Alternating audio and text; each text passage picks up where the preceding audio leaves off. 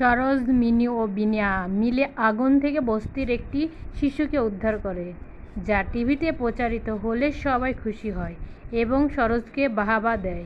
এরপর ডানাও এলে তাকেও প্রশংসা করা হয়। ঠিক তখন রাগিনী এসে সরোজকে অপমান করে, বলে এই বাড়ির বউরা চাকরি করে না। সরোজ নিজের যোগ্যতায় চাকরি পাওয়ার কথা বললে রাগিনী তার অ্যাপয়েন্টমেন্ট লেটার কেড়ে নেয়। রানা এসে সরোজের পক্ষে কথা বলে এবং বলে সরোজ চাকরি করবে। তখন টিনা এসে বলে সরোজিনীর রিপোর্টিং মাথা খেয়ে নিয়েছে। রানা তাকে কঠোরভাবে জবাব দিয়ে চলে যায়। পরে সবাই সরোজের চাকরি শুরু হওয়া উদযাপন করার কথা বলে।